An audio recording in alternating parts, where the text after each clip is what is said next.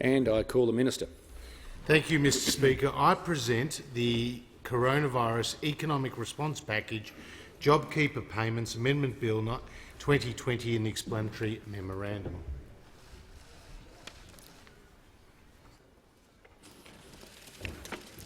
Clerk. First reading, a bill for an act to amend the law relating to the coronavirus economic response and for related purposes. The Treasurer. I move that this bill be now read a second time. Just over 4 months ago, I stood in this chamber and introduced legislation to implement the JobKeeper payment, the single largest fiscal measure in Australia's history. Since then, more than 990,000 eligible organisations and more than 3.5 million employees have benefited from the $1,500 fortnightly payment. In the words of the Governor of the Reserve Bank, Dr Phil Lowe, the JobKeeper program is really about keeping people in jobs, isn't it? It's done a remarkably good job at that. It has supported millions of Australians and given businesses the support they desperately need to help get them to the other side. The payment is fulfilling its promise, keeping businesses in business and Australians in jobs.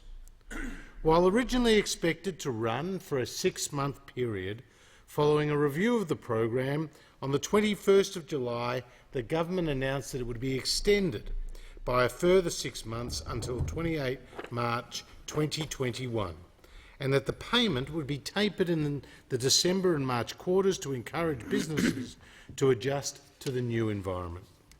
The government also announced that as part of extending the program, a 2-tiered payment would also be introduced to better align the payment with the incomes of employees before the onset of the COVID-19 pandemic. The government's decision recognised that Australia's economic recovery was still in its early stages and that a number of businesses and individuals remained significantly affected by the global COVID-19 pandemic. At the time of being announced, these changes were expected to cost an additional $16.6 billion. Subsequent to this announcement and following the introduction of Stage 4 restrictions in metropolitan Melbourne and Stage 3 restrictions across regional Victoria, the government announced it would make further changes to the program in order to help more businesses qualify for JobKeeper. On the 7th of August, the government announced it would ease the eligibility requirements so that post the 28th of September 2020, organisations will only have to demonstrate that their actual turnovers have significantly declined in the previous quarter. The government also announced it would change the employee reference date so that from the 3rd of August 2020, the relevant date of employment for an eligible employee will move from the 1st of March to the 1st of July 2020, expanding employee eligibility. The combined effect of the economic deterioration in Victoria, which will see more firms needing to rely on JobKeeper, and the eligibility changes announced on the 7th of August, will see the cost of JobKeeper increase by around $15.6 billion. These changes take the total cost of the JobKeeper payment to an estimated $101.3 billion. The extension of the JobKeeper payment will provide much-needed support for those businesses that continue to be most impacted by this crisis. Nowhere will this be more important than in Victoria, where the extension of the program will help to cushion the blow for businesses and their employees that have been severely impacted by the restrictions which have been introduced in response to the second wave of infections in that state. Around $16.8 billion in JobKeeper payments are expected to flow into Victoria during the December 2020 and March 2021 quarters. For many businesses, this support will be the difference between them remaining in business and reopening on the other side, or having to permanently close their doors and let go of all their employees. Mr Speaker, this is why this bill is so important. Schedule 1 to the bill extends the prescribed period of operation for the coronavirus payment framework, enabling the extension of the JobKeeper payment until March 2021. Consequently, the ability to make amended rules to give effect to the JobKeeper payment will be extended, and the rules can be further amended up until the 28th of March 2021. The bill also amends the relevant information sharing provisions to enable the ATO to share certain JobKeeper payment information with Commonwealth, state and territory government agencies to assist them in their efforts to address the impacts of the coronavirus.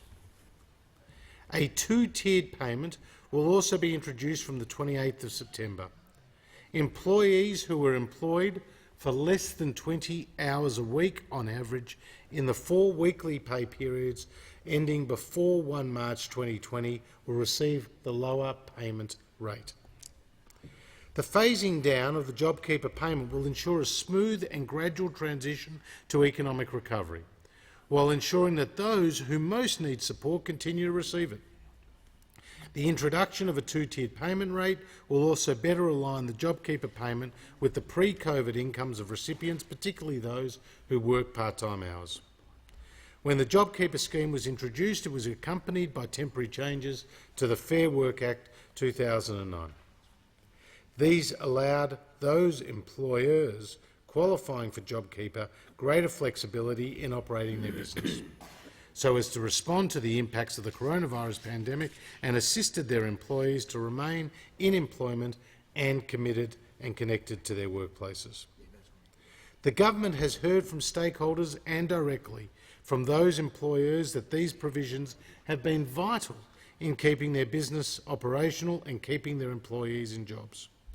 Survey results show that around 3 in 4 JobKeeper employers use the flexibilities in the provisions. Almost all of the employers surveyed that used the provisions said they were important to the essential work and the continued operation of their business, and for employees to keep their jobs. Schedule 2 of the bill supports the continued operation of the JobKeeper scheme by extending the temporary JobKeeper Fair Work provisions in Part 64C of the Fair Work Act, except for those relating to annual leave until the 28th of March 2021. From the 28th of September 2020, employers who remain eligible for JobKeeper payments after this date will retain access to the full range of remaining flexibility measures in Part 64C in relation to employees for whom they are claiming the payment.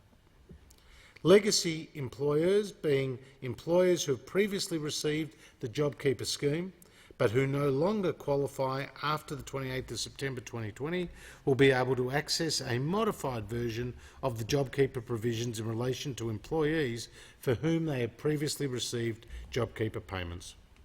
To do so, legacy employers will be required to hold a certificate from an eligible financial service provider stating that they have satisfied a 10% decline in turnover test in the previous quarter before they can use the provisions, and again for each following quarter to have the flexibilities remain in place. Under these changes, legacy employers will not be able to use a JobKeeper enabling stand-down direction to direct an eligible employee to work less than 60% of their pre-coronavirus ordinary hours, and cannot require an employee to work less than 2 hours in a day on which the employee works. Pre-coronavirus ordinary hours will be assessed during the employee's ordinary hours of work as of the 1st of March 2020. Under these changes, the various safeguards that apply to the existing provisions will continue, including continuation of unfair dismissal rules, general protections and work health and safety laws, to name just a few. And of course, an employer must continue to pay an employee in full, including any penalty rates or allowances applicable to hours they worked. They are also enhanced consultation and notice requirements for legacy employers before they can give an employee a JobKeeper enabling direction.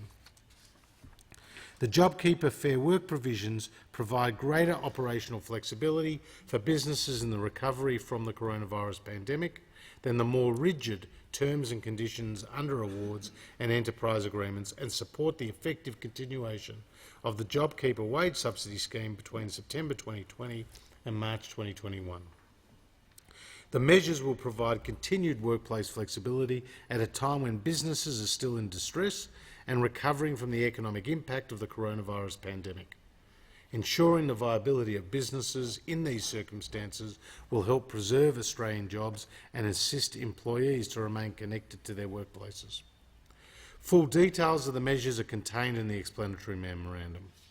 I would like to take this opportunity to thank the opposition for the constructive approach they have taken to progressing the legislation through the Parliament swiftly to provide certainty to Australian businesses and employees. At an expected cost of over $100 billion, JobKeeper forms a vital part of the government's plan to support Australians and Australian businesses during this crisis.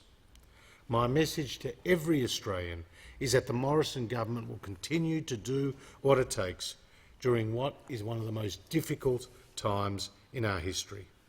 We have your backs. Thank you.